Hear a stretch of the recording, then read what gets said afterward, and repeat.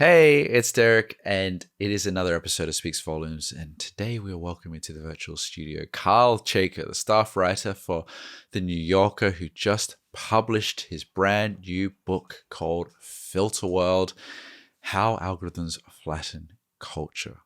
And you're really going to enjoy this discussion. I reached out to him after listening to him on another podcast because he was describing the world I exist in, which is recommendation, curation, gatekeeping, and the internet, and how I grapple with trying to be as genuine, as thoughtful as possible in my content, if you will. And he unpacks in this conversation and in his book just how this came about and whether or not it's a good thing that we have so many ways to consume media that might be diluting culture or making it harder to know what's good versus what is motivated by other means, such as financial. In this discussion, we talk about everything from city pop to Australian cafes to the world of Twitter and the languages one must learn and speak in order to find success. So we also talk about journalism and curation. And if you're a fan of music, if you're a fan of tech, if you're interested in this world of algorithms and technology and whether or not the things that we like are actually the things that we like, then I think you'll enjoy this discussion. It's so good. But let's get into it with Chayka. Before we get into this brilliant conversation with Chayka that I can't wait for you to hear, this podcast is sponsored by Squarespace. So I've been a customer for so many years, and let me tell you why I love it. So Squarespace is an all-in-one website platform where you don't need to know any code. And if you want to build a website, whether you're a photographer or an entrepreneur, small business, big business, or someone like me, you can just go on there without any design or coding knowledge and use one of their templates or tools to get started in building a website super quickly. So let me tell you about some features that I love. They have Squarespace Blueprint, which you can build a website within minutes. All you have to do is follow the prompts. You can add the sections, you can choose all the different styles of those sections, and at a click of a button, the website is built. It's pretty incredible. And they also have Squarespace AI, where you can type in little bits of information about what your website is about, and it can turn around and give you really well-written copy so you can get started and go live even quicker. And they also have the Fluid Engine, which I particularly love, where you can drag and drop different parts, whether it's galleries, text boxes, design features, menus really easily so that you can customize your website just to your specific liking. So head to squarespace.com for a free trial. And once you're ready to go live, you can take 10% off your first purchase of website or domain by going to squarespace.com/volume using the code WORDVOLUME. Are you ready? Let's get into the conversation. Hey everyone, it is Speaks Volumes, and today we have Chayka Speaks Volumes, and we have a very special guest with me today. Welcome, Kyle. Thank you for having me. I'm kind of a fan, so it's fun to be on actual video chat. That's fine. Like, I'm intrigued to unpack that because, especially with the book that we're going to talk about today, I'm intrigued about the idea of being a fan of someone like you, being a fan of me, knowing that you've been like looking at, you'd be analyzing so many people like myself or others and dissecting culture. But to introduce yourself a little bit, Kyle recently released a book called Filter World: How Algorithms Flattened Culture, and it's brilliant. So much of it rung true to me. And we were just saying this before we jumped on the call, but you were explaining my current existence in many ways about culture. I exist in talking about music and culture, I guess, and the things that attach to music, algorithms, and how I have to or try to resist interacting with it.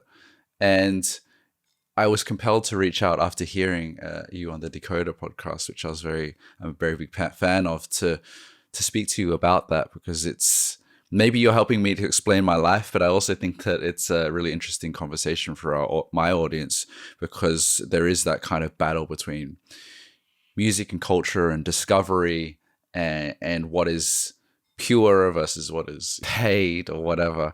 But how's the promotional tour been for you? It's been really good. I mean, the most satisfying thing with this book is that I worked on it for 3 or 4 years and have thought about the ideas for, maybe 7 or 8 years at this point. So it's all been stuck in my head in a way. And so to have the book out, it's amazing to hear people resonate with it, to hear people say that, oh, this does speak to me, this reflects my life, because I kind of wrote it to reflect on my life too. Like, I have lived through the past decade or 15 years of the internet. I've been implicated in all these distribution channels as a journalist, as a writer, as an author. And so I've had to contend with everything and have gotten annoyed and upset and disturbed by what's going on. So I'm like, oh, finally I can share these annoyances with other people and we can kind of come together over them. So yeah, it's like cathartic in a way, both to have the book come out and to like talk about it and have these like consciousness raising sessions almost. It's amazing to think that there's probably a lot of sectors that relate to this. I guess at most industries that have to put themselves out there, whether marketing or content creators or publishers, right? Mm-hmm. I mean, basically everything interacts with algorithmic recommendations right now when you're in like the wider culture industry, let's say. Like my book is about culture, which is broadly defined as like things you consume with your eyes or ears or mouth or whatever. Like it's aesthetic experiences that you have.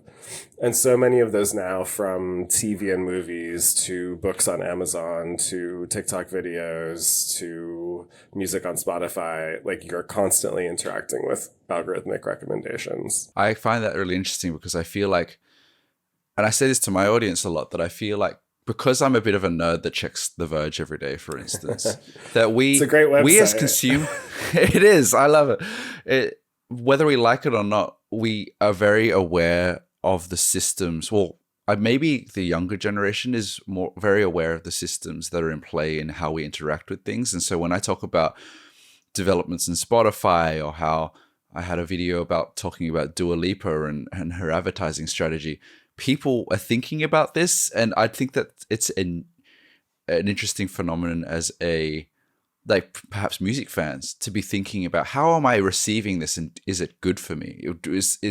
Did you feel that in the development of your book? Yeah, I mean, it's not often that you get the opportunity to think about how your culture is distributed or like how it gets to you, rather than just what you feel when you're consuming it.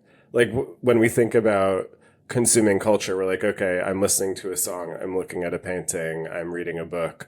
But there's this whole other side to that interaction of how that particular book or song or ad or sneaker got to you, which has a lot to do with marketing and corporate machinations and now algorithmic distribution. So I kind of wanted to focus on that and bring some clarity to it, or critique it in a way. Like in the book, I have a little section bringing up Walter Benjamin's essay on unpacking his library, where he talks about how he has these boxes full of books that he's carried with him his whole life and how they mean so much to him. His identity is held within these books. And we kind of don't get that anymore. Like we don't get to hold on to the culture that means something to us.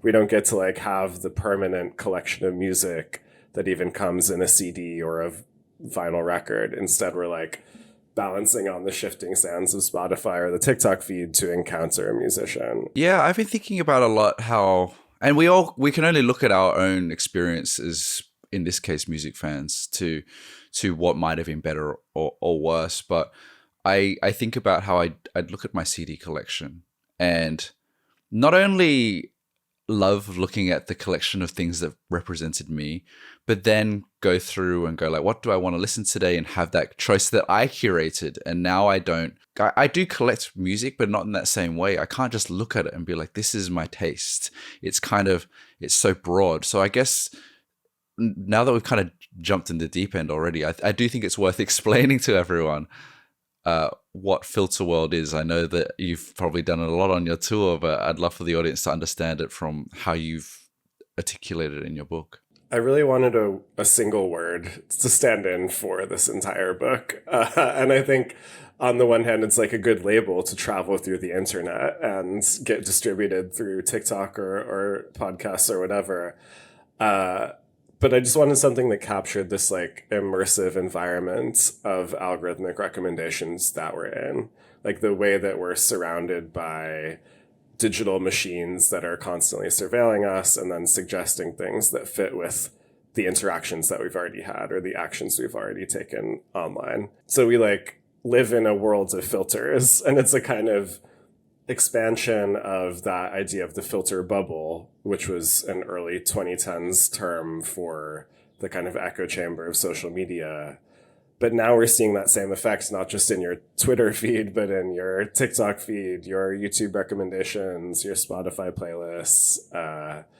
It just feels inescapable in a lot of ways. And both as consumers of culture and as creators of culture, whenever you put something out there, you have to contend with that like filter world that's around you. To contend with it is a good way to put it as for someone as myself, because I feel like I exist on the nexus of being I guess you would call like a very niche tastemaker back in the day on like radio, internet radio, what have you, and not really contending with audience, not really contending with storytelling, or because no one listened to it anyway. Like it was like, or very few, you know, and then I fell into what I'm doing now, and this algorithmic culture, it's a lot of people alive. I'm doing my best to kind of resist in a sense that I'm not trying to succumb to its temptations.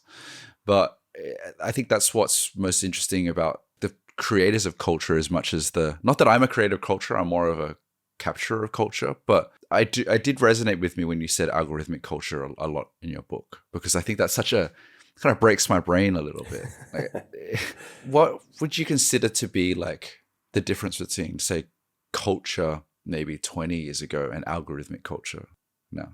We live in an algorithmic era, I suppose. And I don't feel like that's a grand pronouncement on my part. It's just like, that's reality. That's how we interact with stuff on the internet through these like recommendations. So I think we're in the algorithmic era of culture. And I think algorithmic culture, which is hard to define or pin down, but I think it's like culture that is produced and distributed through the mechanisms of algorithmic feeds that we deal with now. Like it's the way that a music producer has to pack in sounds to 10 seconds to fit in on TikTok, or the way that a YouTuber has to release videos constantly in order to keep up with the demand of the feed. Or even if you're posting on your Instagram stories, it's the way that you like can't tell who's going to see your stories, or feel pressure to post a video instead of a still photo because that's what the algorithmic feed rewards. So I suppose it's just culture that bears the influence of those distribution systems. 20 years ago, and I know you mentioned this, you know, in your book as well, there were still, you know, arbiters of taste or gatekeepers or industries. If you take music and radio, there are multiple steps to get on the radio. It's not just you submit it and it gets there.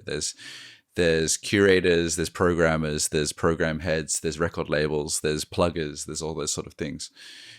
What is the difference now? Is it that it's not chosen by any one person or even five people? It feels like that's kind of the core of the era switch to me. Like 20 or 30 years ago, we were in an era when the decisions of cultural distribution were made by humans.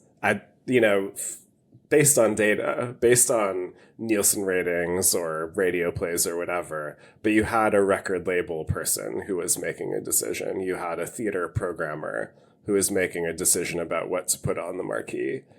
And now we live in this more algorithmic era where distribution or like promotion is not just based on if a person likes you or not, or if a curator likes you or not, but how much attention are you already getting? How much like momentum can you show within a feed to then show that you deserve even more promotion? So it's almost an automation of that cultural distribution process. Like you don't have to make your way through the gatekeepers. All you have to do is keep getting more and more attention. And, you know, there are good and bad consequences to that. Yeah, that was my next question. Like, is it better or worse in the sense that I used to work in television and they had the Nielsen ratings as well. And I always, at that time, I was a younger person in that industry where there were a lot of people a lot older than me. And I when I understood from the ratings woman, how it all worked, and they've got these boxes in people's houses, and it's very imprecise. And I'm like, are we sure that 5 million people watched MasterChef? Are we sure? And is it the fact that the algorithms know us better and can track things better and distribute things that we'd like, more accurately? Is that a positive thing in comparison to these crude kind of technologies? Yeah, it's such a good question. Like, in technology, we tend to think that like higher resolution or more data is good. And in this case, like, we're in a moment where your every mouse move is watched, like your every click is surveilled. Maybe the things that you say around your phone are tracked. And I mean, I don't think we're happier because of that. I don't think we're like more satisfied with our technological interactions because they know every single thing that we do. So I think there's like a granularity of data that's new. There's a real-timeness to the data that's very new. Like with Nielsen ratings or radio plays, you're not seeing it at the second that it happens in the same way that like TikTok, you can kind of feel in real time as things get distributed and spread wider and wider. I mean, like on my TikTok, like a week ago, I started seeing the Donghua Jinlong Chinese manufacturing memes. And I've watched as that meme has just gone farther and farther. And I'm like, oh, it's getting distributed. It's like winning the algorithmic feed. So it feels like a kind of automated decision making. Yeah. And it's weird as someone that I'm sure we are similar in a way that like we consume and understand internet culture. And the deeper I get into being a creator in this space and trying to understand what is real life versus what is not, IRL or not, because like I do believe I've made friends from what I've done. I do believe, like, I resisted for so long to say community because I'm like, that's so gross and so influencer. But there are people that come up to me and tell me what I've, impacted to them, or like they've made friends over certain things, or all their friends talk about my videos or whatever. And I'm like, oh, there does feel like there is not for me, but there are cultures that exist purely online. Would you agree with that? For sure. I mean, I grew up on the internet. Like, I've found a lot of community over many years, call it 25 years or something, or not 25, maybe 2 decades, of making friends and developing relationships and like developing cultural communities, especially insofar as like a community where you discuss what music you like, what design you like, what you're thinking about. And I think the internet is amazing for that.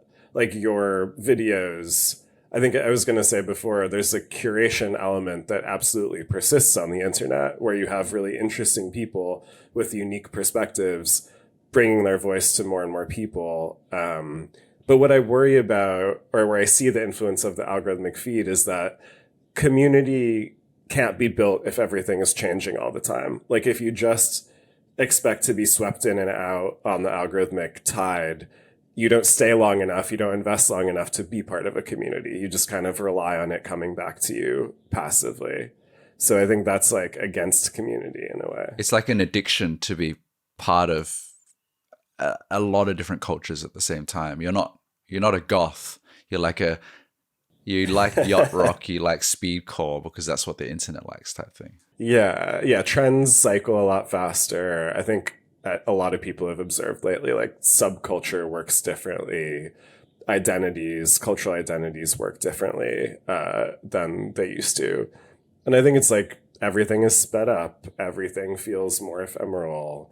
Everything feels harder to grab onto. And that's a side effect of how culture exists on the internet. Saying that you grew up on the internet, as did I think we're not far off in age as well. Is there a golden era of the internet to you? I know you talked a lot in the book, especially toward the end, about regulations, and I wonder if I don't know if we can go back. I don't know if you can change things to the point where you can have a more pure experience or a slower experience. But yeah, in your time on the internet, is there like a better time from what it is now? Yeah, I mean, I think we all have nostalgia for different moments, and it's like you can't bring back dial-up. You can't necessarily bring back the desktop computer or the like dynamic we had around that. When I think of this question, I'm like, when did things work? When did they feel sustainable? When did they feel interesting?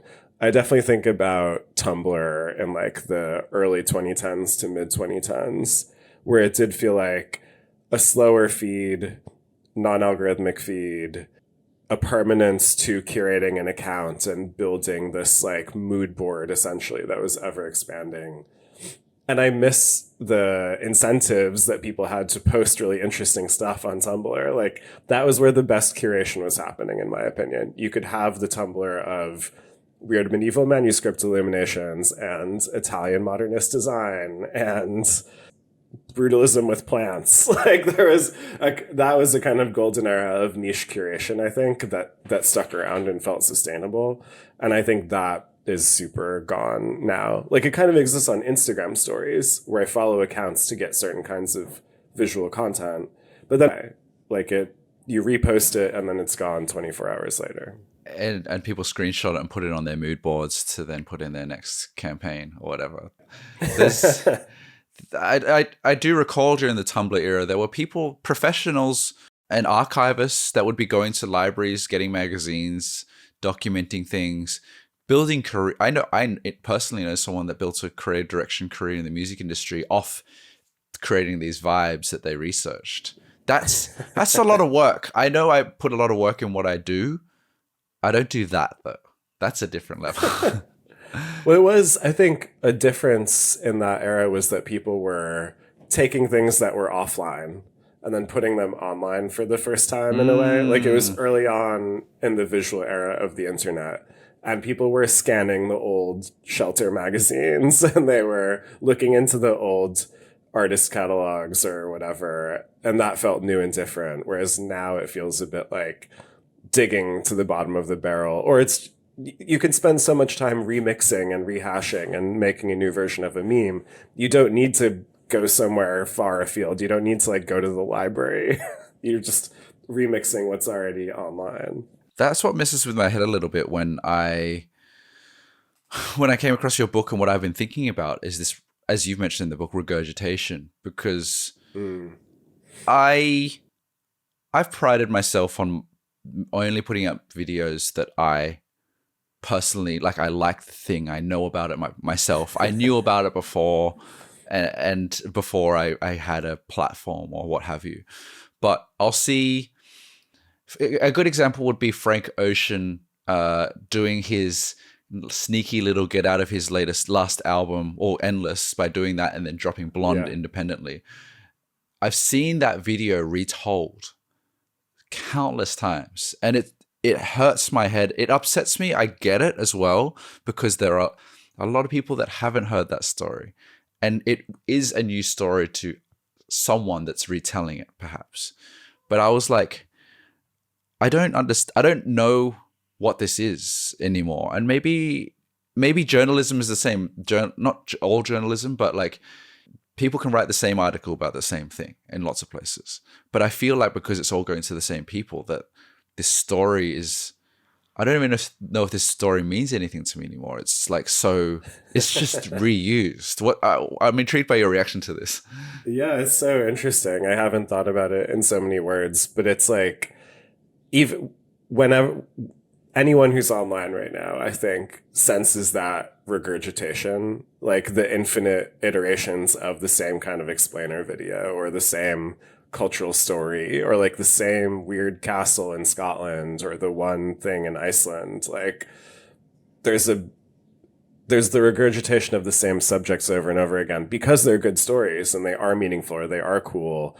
But how many times can we do this? Wouldn't it be better if it wasn't someone reiterating the same, like, here's how one thing happened every other week? Like, I would love to have a slower cycle of regurgitation, at least, you know? Perhaps in the regulations, the governmental regulations, you can have a limit on how many times the Frank Ocean story can be told. Oh my God. The boredom meter. Like in journalism, for example, in the media industry, which is a very human industry still, there's an anxiety over telling the same story as someone else. Like, you don't want to do the same profile that another magazine is doing. You don't want to go to the same travel destination that someone went to 6 months ago because it's too stale. It's like not interesting enough. It's embarrassing to be late or boring. But there's no embarrassment of being late or boring on the internet. At this point, it's just like, put it all out there, see how it does. Like, And there's no editor. There's no editor to tell you that's whack because it's been done. It's, you know, and I should mention you're a staff writer at the New Yorker. I think that's important to say that you are a part of an institution that has checks and measures to make sure what you guys are putting out is quality and it's not repetitive. It's totally true. There's a lot of gatekeeping in that, but I think gatekeeping is such a hard word for me because it's like, it can be good and it can be bad. Like, what's good? What are good ones and bad ones? Well, I think gatekeeping in the TikTok argot now means something confusing. It's like not telling your followers what restaurant you went to or something, like gatekeeping information. I think the old sense of gatekeeper was like someone who disallowed access from cultural distribution, or like would choose who was successful and who wasn't, like a curator, like a record label executive. And I think there was a lot of bias implicit in that. There was a lot of like structural problems there, and not everyone could have access to that kind of publicity. And now you can on the internet. It's like more equitable and democratic in a way. So I don't know. I think it's, if we can shift from gatekeeping to like curating, like what is a good act of curating? A good act of curating is like making sure stuff is not boring or too repetitive or too much like another thing. It's that like editor sense of like, is this whack? Like, is this actually good or not? And if it's not good, let's not do it. But the curating thing is interesting because I agree, but then also specifically to my lane of music content, whatever you want to call it, a lot of people call themselves curators. People call me one, and I don't consider myself that. But curators in music are most of their posts are paid by record labels. So even I think what is ringing true to a lot of this stuff that you're saying to me is like these definitions are changing to the point where we don't know what I don't even know if a curator can exist on these platforms because they don't reveal that they're being paid. Can they exist? Yeah. I mean, my career background was in the art world, where curator means a very specific thing and job, and it comes with a specific set of ethics and practices that are very carefully watched over in the industry, or like more or less carefully in some instances. So to me, a curator, there's like a responsibility to curating that I think has gotten lost in how we use it today, which like a curator is meant to give context to a piece of culture, is meant to expand the history, put objects in conversation with each other, make a strong archive, do the research, and like assemble things into a meaningful order. And I mean, that's, you know, the strategist at New York Magazine is like not necessary. It's good curating in that, yeah, you can find a great kind of soap, but like it's not broadening my understanding necessarily of the history of soap or the practices of soap. Like, I think we need more of like the former kind of curating and less of the latter, which just means like picking something good. Every word is kind of open slather, it feels like, that you can attach. I think for me, I can relate that to being, people are like what you do is you're a journalist, and I'm like, I'm just a fan of music. Like, journalists to me, and people have been pushed back with me on this, and it's respectful in a good way. But like, I'll say journalists have like their code of conduct, their ethics, the way that they must pass through primary, secondary research and once something's put out in the world, that, you know, it's really trying to achieve something or present something new to the world or expose something, what have you. I guess what I'm kind of trying to find the words within myself about what I do, because it's, yeah, I don't consider it curation. It's personal taste that I'm sharing, but it's not journalism. And so there is this person that in every industry exists. in order for me to sustain to do this, I have to make money somehow. So there is an element of that in it. So like the publications being replaced by individuals is it's a really scary thing as someone that's part of it. Well, it's like what you do in terms of highlighting things that are your personal taste and choosing subjects to cover or bring up or promote is like what a magazine editor does sometimes. It's what like a retail buyer does sometimes for a design boutique.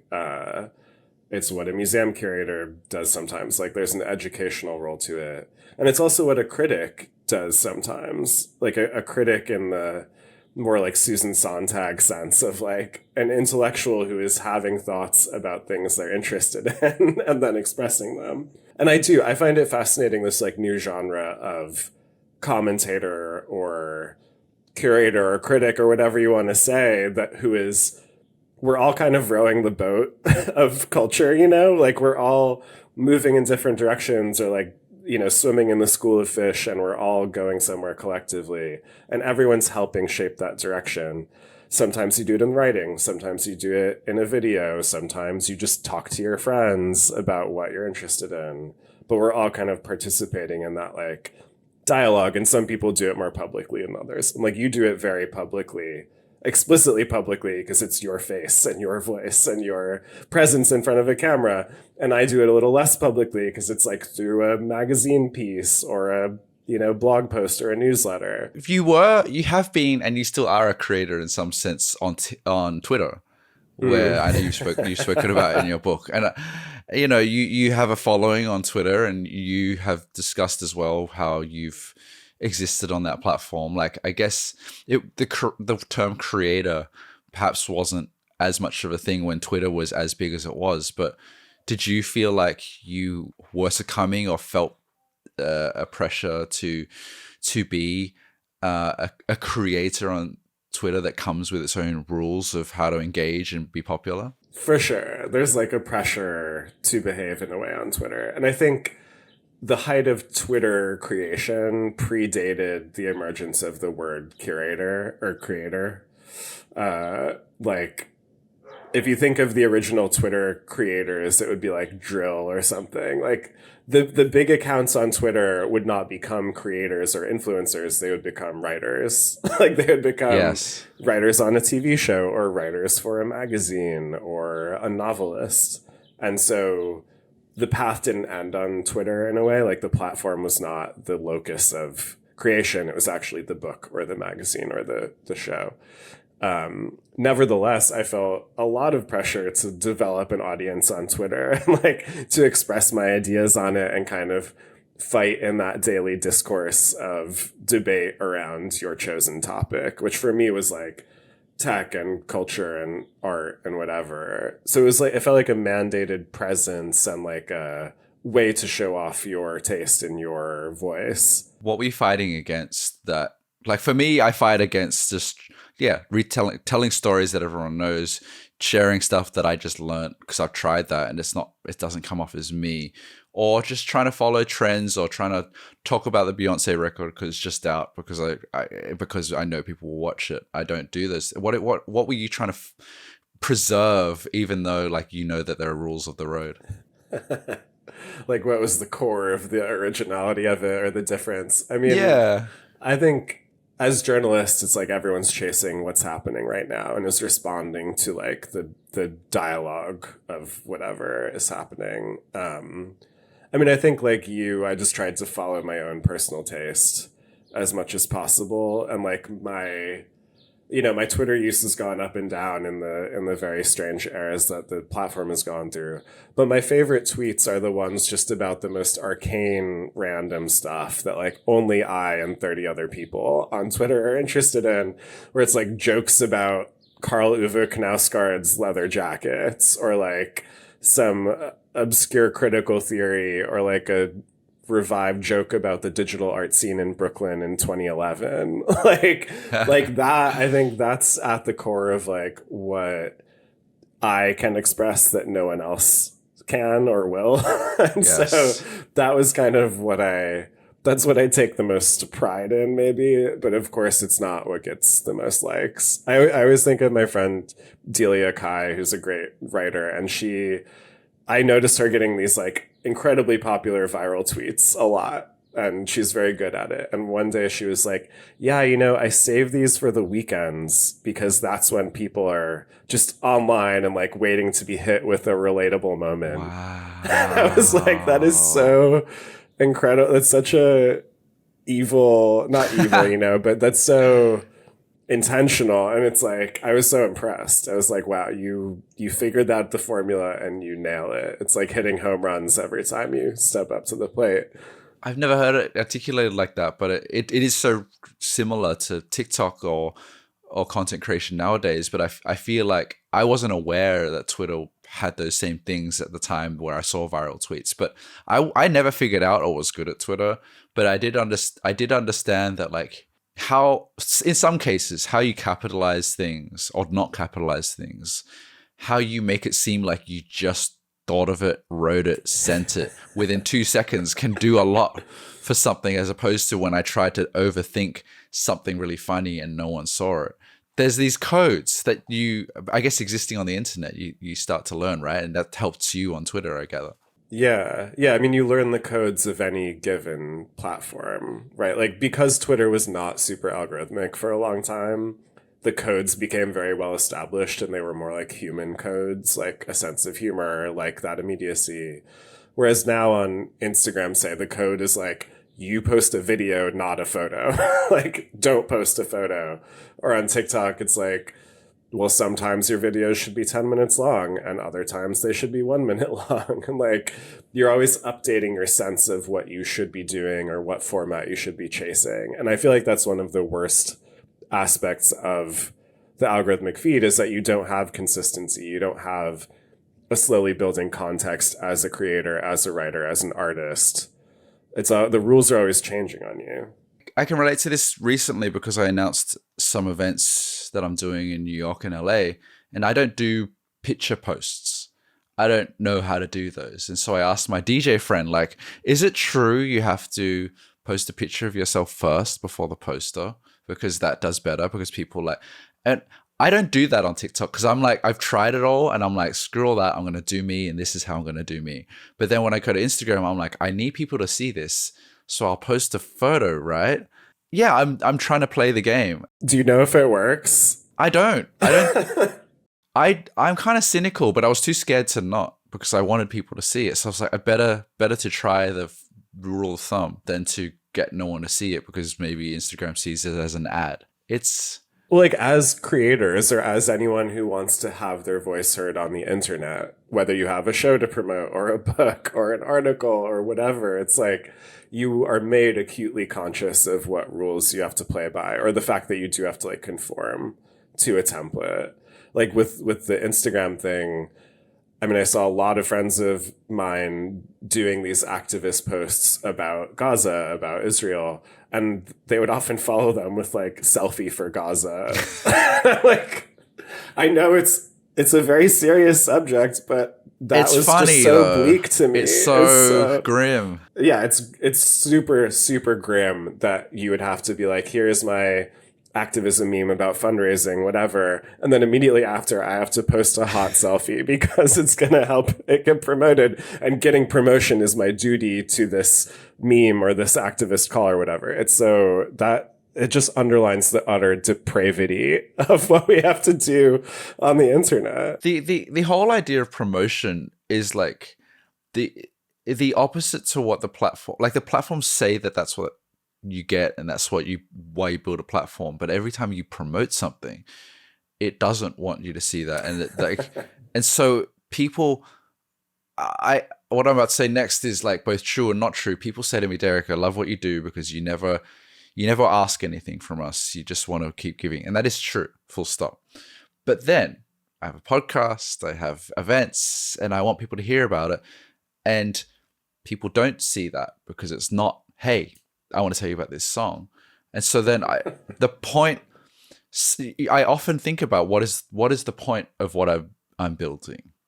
What I have lots of followers, but I can't reach them. So I don't to share personally, like I've stopped caring about the followers. And I know that a lot of people say it doesn't matter, but it looks good. It helps with brands. It helps with a lot of things. But if that's the goal, it's not going to help me, which is a really weird structure that they've built, do you think? I mean, it's like, what's the incentive? Like when platforms are like in their honeymoon phase, let's say, and you can just get an audience by doing cool stuff and being interesting and the numbers always going up, then you feel good and you're encouraged to post more and just like express yourself.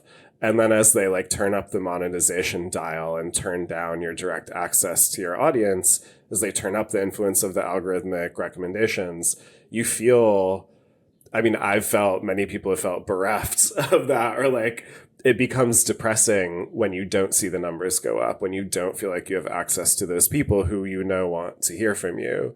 And that's just like, it's such a problem of the current structure of the internet that even if someone opts into following you, even if someone wants to get things from you, that intention might be taken away from them because of their other interactions or because the platform decides some other format of thing is better. And that does make me optimistic for more direct modes of interaction, like email newsletters, like a Patreon that you go to or a website that you type into your browser. Like intentionality, we need more intentionality in those relationships. I kind of sometimes wonder why I do this podcast, right? Because I have to remind myself, because I started it because I realized that I was following these algorithms and they might change, and these followings that I have might not mean anything. And I wanted to build and contribute to my audience something that I felt meaningful. But sometimes I look at it and I go, I can get 1 million views over here, and I can get thousands or tens of thousands of views or listens with the podcast. And I personally have to keep myself in check about what's important and what I'm contributing, because it's a slippery slope, I think. It is. I mean, it's easy for it to look more successful to reach the higher number of people on TikTok or on Instagram or whatever. And then you lose track of like the value of a more direct interaction or of a more intentional fan of your work. Like, I mean, we kind of have the same problem of like, I need to get a salary as a journalist and I need to have people who want to buy my books and stuff like that. And it's like, reading your writing or watching a video is one step in the relationship. Like, buying the book is another. Actually reading the book is another. Emailing me after you read the book because you like it is like the best thing you could possibly do. So it's like all of those later interactions, the actual intentional buying or talking about it or whatever, that's so much more meaningful than just the drive-by extra 10,000 views that you might get on a good video or something. In publishing this book, is there anything stopping you from creating as Carl Chayka, the journalist, on TikTok? Is it impossible? Can you just not? No, I feel the pressure to do that. I feel the pressure to be present in every way I can possibly be present. I think for a long time, I haven't found it appealing, even as someone who's like been on TikTok since 2020 or something actively. And like, I love the platform. I think it's super entertaining and gives rise to super interesting forms of content. I think it's a bit of stage fright. I think like through the process of publishing this book, particularly, I have gotten more used to speaking directly, speaking in a public context, whether that's in real life or on digital channels. And I think there's this shift happening, which is bad for me as a writer, away from text. Like, yes, text is maybe a niche medium in the future. And I have given a lot of thought to that. And I love that people listen to audiobooks. Like, I know tons of people who have listened to my audiobook for this book, and that's how they ingest the material. And that's great. But it makes me think about how people best receive ideas. Like, ultimately, what we want to do is like bring ideas to people and communicate with them. So if they prefer to get their ideas in audio or in a video, like, who's to say that's worse necessarily? I'm guilty of, well, even saying guilty is probably like, I question that, because I'm an audiobook person. I struggle with the written word for a variety of different reasons. But The format's ingestion, I think, is an interesting way of putting it, as you said. Very biological, unfortunately. But No, but I understand, because sometimes it's like, oh, I don't have much time left. I've got to listen to this on 2x, but it's like you can't read on 2x. Or, for example, even as a creator, when people ask me how I've done it or things, or people will ask advice for how they could do it. Mine started by accident, but because there was a trend, and I filmed something because I owned something that matched that trend, and people asked me questions about it, and that was the start.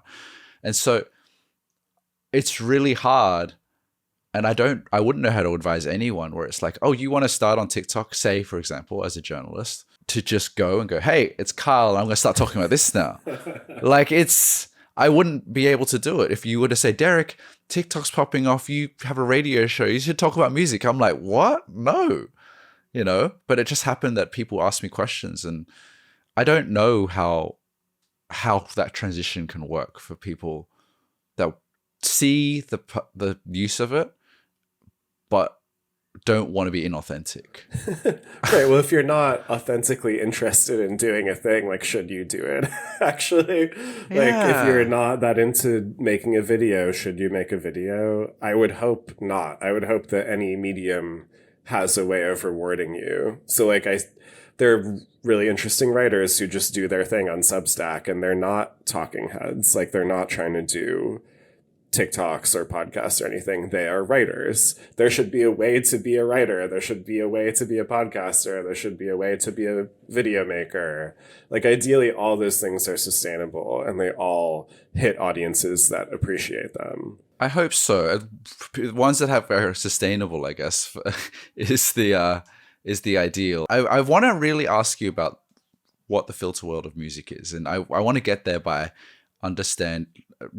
having you explain about the filter world cafe that you touch on very clearly in your book. And I guess let's start there, and then we can go into music a little. Yeah, I mean, I kind of wrote this book because of the generic coffee shop. Like, around 2015, 2016, I wrote this essay called Welcome to Airspace, which was basically built on an observation that wherever you travel through the world, through, like, more or less westernized international cities, you can find the same design of coffee shop, with its white subway tile walls and its reclaimed wood furniture and its pendant Edison bulbs hanging from the ceiling and its handmade ceramic vessels with cappuccinos with latte art in them, and the succulents and the, cement countertop. Like, there was a visual argot that I noticed as a journalist, whether I was in LA or Berlin or Kyoto or,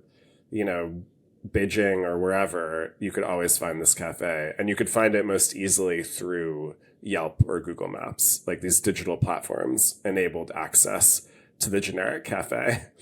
And my conclusion after observing that for a while was that the digital platforms were making the generic cafes. They were, like, bringing them into existence.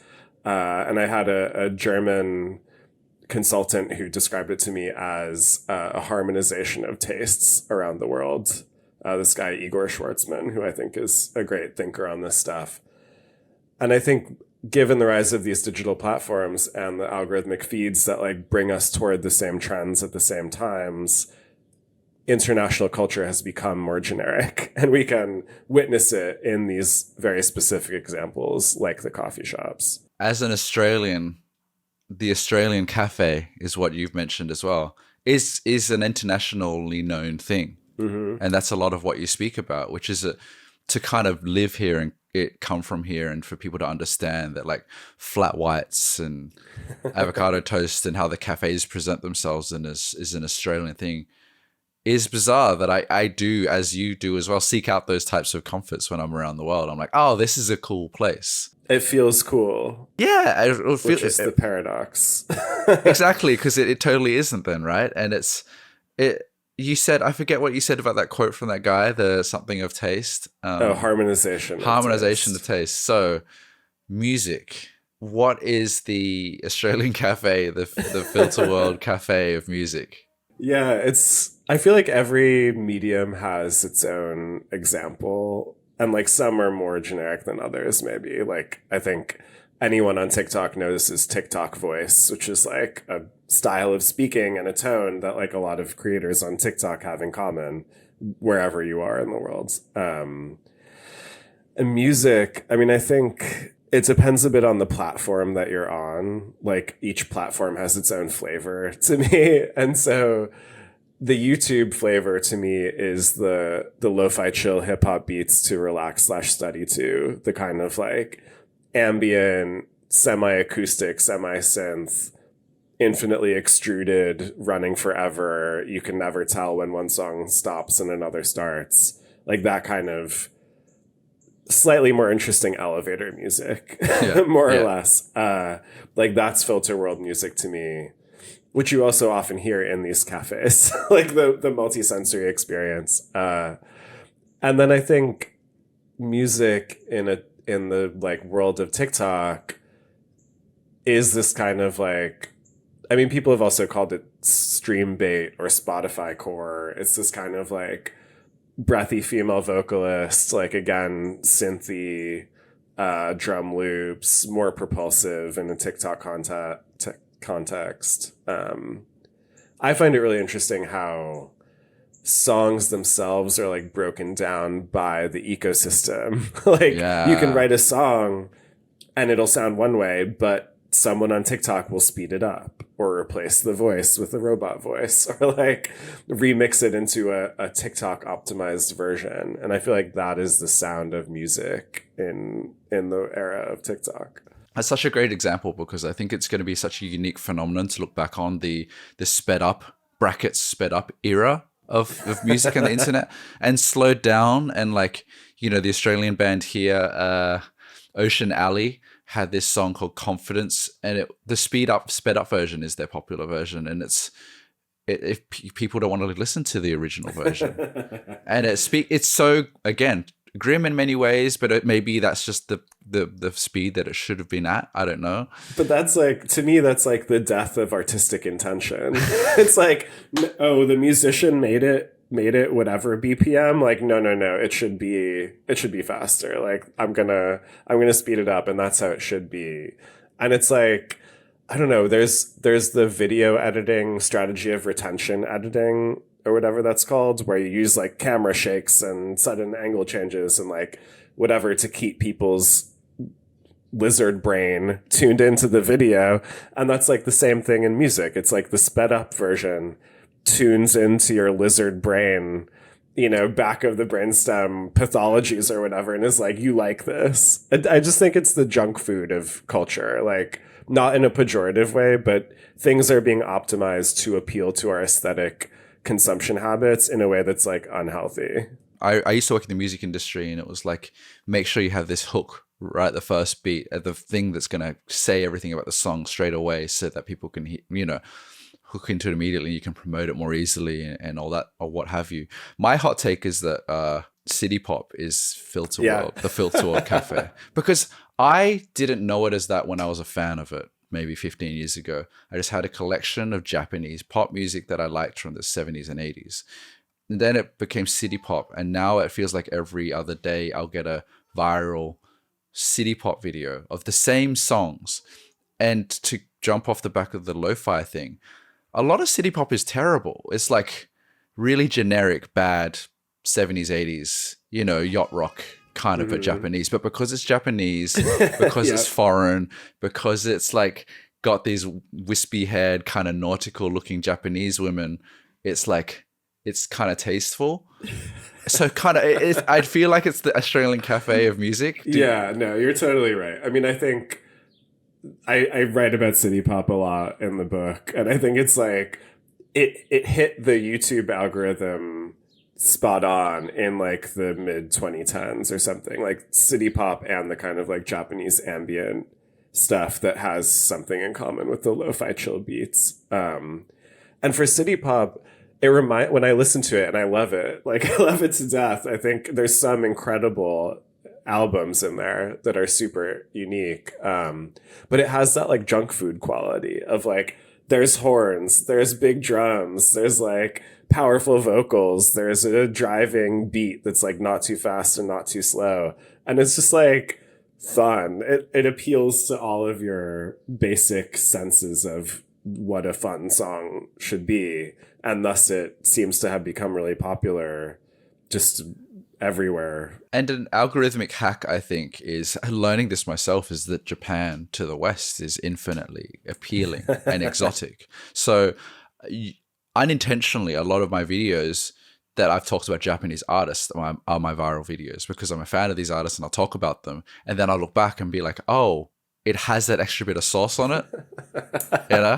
Japan is the algorithmic sauce. It is. It's so bleak. It but is. I wrote a story or an essay about the Hong Kong director Wong Kar-wai's film In the Mood for Love, which I think has some kind of a similar effect where everyone loves the aesthetic, loves the footage of it, loves the fashion, in part because it's so exotic in a non-Western context. Like, it's Hong Kong, it's the mid-century, it's like the cheongsam dresses and the noodles and stuff. It like feels so exotic and other, but it's actually just like really good for the internet. It's like really good aesthetics. It aestheticizes lo-fi film quality. It like has really rich colors. It just has the right vibe, and thus it's really good and really popular in the TikTok era. And that's identifying those like little pieces of culture that just do really well for whatever reason right now is so interesting to me. Yeah,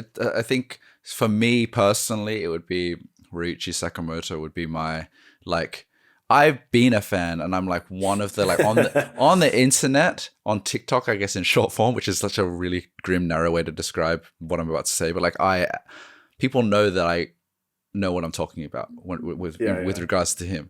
And so, and that's worked really well for me. And I don't talk about him often because I know it works really well. And I only talk about it when I have something to say about it.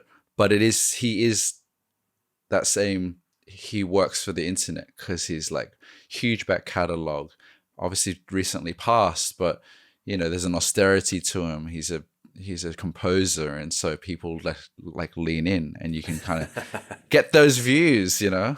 It's like it has the intellectual sauce too. It's like highbrow signifying to listen to, and it's also just great music. Like, what's funny to me sometimes is like we can be critical of the culture of ourselves for like listening to the thing that's popular or liking the thing that's popular or viral. But it's also viral in some way because it's good, hopefully. Like in City Pop's case, it's like there are very cool things about it that make it popular. Like Ryuichi Sakamoto is amazing. I grapple with the idea of what a gatekeeper should be, because I think when my platform started to grow, I was quite proudly like, oh, I'm anti-gatekeeper. It's all music, because I've always been about sharing my track lists. The music is not mine. If you want to know what I'm into or what I'm playing, of course, because that's the point of why people put out music. But as you've said, like to the race to the bottom for a lot of these things, to try to like pull up all of culture to regurgitate. I think the best example for me is like I've chosen actively to never talk about the artist, the British rapper Dean Blunt, because he's, to me, the most underground. He doesn't do any social media. He just puts out his music and disappears, and it's so cool. And I'm like, I'm never going to talk about him because it's not what he would want. And it didn't matter because he's now a TikTok artist, because people put him, he's vibey, they put him under their videos, people talk about him, and he's a lot bigger than he was 3 years ago because of TikTok. And it didn't matter that I followed his code or not. So I don't really, and I was gatekeeping him, not because I don't want people to hear it, but because I don't think he'd want people to hear it in that way. And it didn't matter. So is there such thing as a gatekeeper anymore? That is a really interesting question, because it's like, even if you don't promote something or expose something, someone else will. And then as soon as the cool thing or the interesting new twist goes online, then it's everywhere because it's so easily distributed so quickly. So it's like, if But I think this comes back to like, what is gatekeeping exactly? It's like there's one form of gatekeeping, which is I'm not going to tell you what I'm into. Like, I'm not going to help you access it. And then there's another form of gatekeeping that's like, I am not going to let you, the artist, access these mechanisms of distribution. And I mean, maybe neither are good. But I think maybe it's just this question of what kind of filters do we want? How do we want to filter our culture? Because we have to do something. Like, we can't listen to every song that gets uploaded to YouTube or Spotify. We need help. We need help as consumers. We need guidance in terms of like what's new and interesting, what's happening in the world right now. And so one form of filtration that we have now is what's popular gets more popular. What gets clicks gets more clicks, through these equations of algorithmic feeds. Another form of filtering is more human filtering, where you are following someone's voice, like a trusted voice like yours, to kind of guide you as a consumer through some body of culture that you're interested in. And I think I just want more of that. I want like more access to more human taste and human decision making in cultural distribution than we currently have.